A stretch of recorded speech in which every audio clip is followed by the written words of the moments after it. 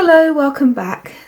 Today we're going to be doing the increases for the waist. So this is going to bring your jumper out so it accommodates for the hips. So we're going to use the same increases as we used before. You will see on your pattern at the top, so we're down here, but at the top where it's got tip, increase tip, and it's saying about doing the yarn overs. Now we spoke about this before when we were going to do the yarn overs, and I mentioned that that's not my preferred method, and I had a few comments, people asking me why I didn't like that, so I just thought I'll just demonstrate for a moment. So this is a yarn over, so you can see these holes you create, they're eyelets, which is lovely in a shawl, but they're created by doing yarn overs. And what the pattern's saying just here is knit yarn overs twisted on the next round to avoid holes. So what's that saying? Basically, if you don't on the next round remember to do a twist, then you are going to have holes, random holes, because sometimes you'll remember, the next time you'll be watching TV or something, or YouTube, and you'll forget to do it, you won't notice it, and so you will have a hole going down the side of your sweater. So that is the reason I don't like doing it, because I just know that I'm going to miss it, I'm going to be distracted by something else, and I'm going to get some of them, miss some of them, and so it's not going to be a pattern. If it's a pattern with the raglan increases, if it was a summer sweater, then they can look really pretty. The eyelets are used a lot in shawls because they do look pretty, and it just gives it that nice just interest into it. So yeah, there's nothing wrong with that method if you remember, but I know myself and I know I'm not going to catch every single one. So that is why I prefer to do the whole stitch, what I need to do while I'm there, so I don't have to remember something later on. So let's move on to doing our increases. So on this pattern, sorry my printer did not print this out very well at all. We've done our 3 decreases and we have then measured it, so I have gone up to 19 centimetres in length after the increases. So my sweater now measures 19 centimetres from the armhole, so that underneath where we joined it up, to this part. So now I need to increase 1 stitch on each side of every marker. So just like we did with the raglan, we're just going to do an increase before the marker, increase after both sides. So let's bring over my sweater. So you can see there where I marked where my decreases were, and you can see I've gone extra to make up that length. So I've got my armhole there, my markers for my decreases, and then a little bit extra there for that length.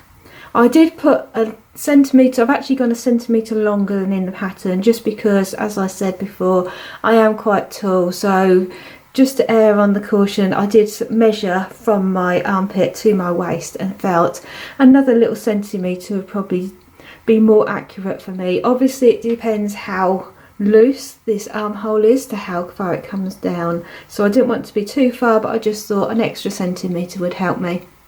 So I'm just going to knit up to that the first marker there.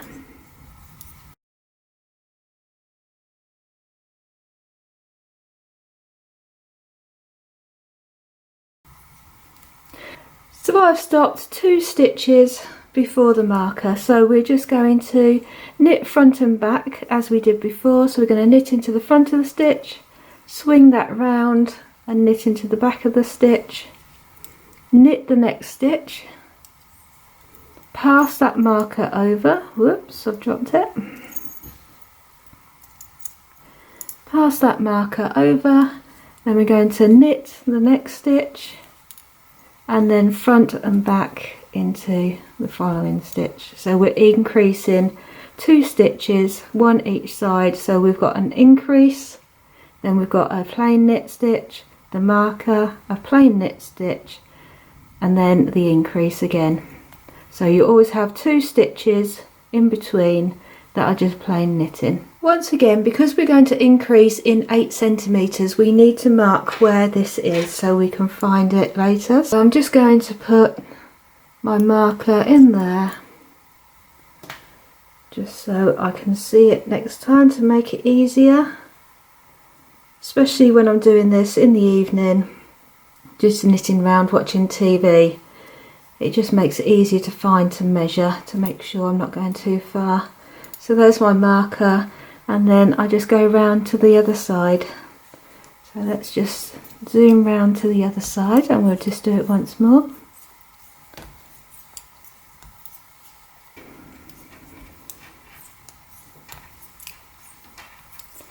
So just coming up again to 2 stitches before the marker.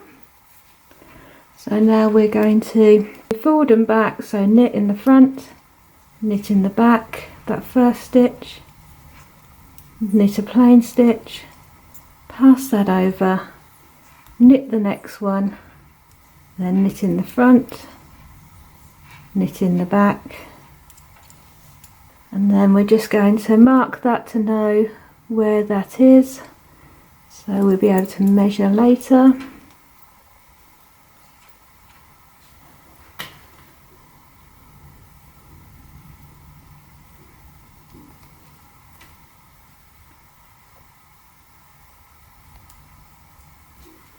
So that is in there. So just to recap once again, so we go 2 stitches before. Looks really messy. Let me fold that over. So we go 2 stitches before, and then knit in the front of the stitch, knit in the back of the stitch. That creates an extra stitch. Then we knit a plain one, then we pass the marker, then we knit a plain one, and then we knit in the front and back, creating an extra stitch again on the other side. So then I'll just need to knit up to the beginning of the round, and that finishes off that one. So if you take a look at your pattern, so we're going to repeat the increase every 8 centimeters this time.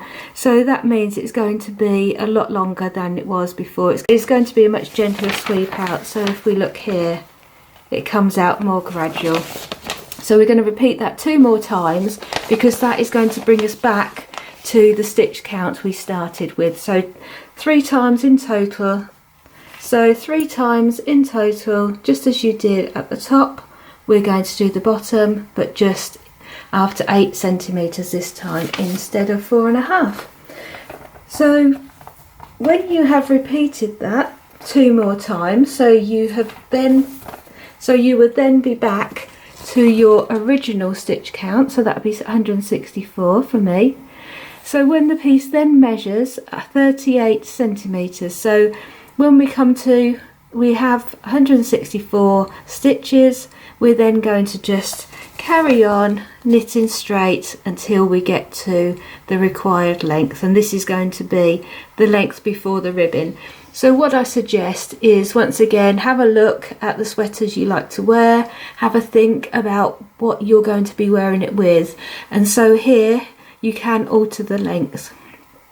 All I will say is, if you like it quite a bit longer than is on the pattern, then please don't finish this off, come back to it after you've done the sleeves, because you may run out of yarn doing the sleeves. So that's something to consider. Go down to what is recommended on the pattern, do the sleeves, and then use the extra yarn you have to do the bottom so you don't run out. So just to recap what we're doing, so we've come down here and we're going, so we're at this smallest point at the moment, and we're going to do these increases. So when you've done 3 lots of increases 8 centimeters apart, you're going to then knit straight until you are, for me, 38 centimeters long. So that is where we are at the moment. The 38 centimeters for me is from the armpit where it's joined down to there. So good luck, and I shall see you again very soon. I am going to do the next video next Tuesday. I'm going to try and stick to a regular pattern now. So it's going to be Tutorial Tuesdays. So look out for the next video every Tuesday, and it will be there for you. So and I look forward to speaking to you again next week. Bye for now.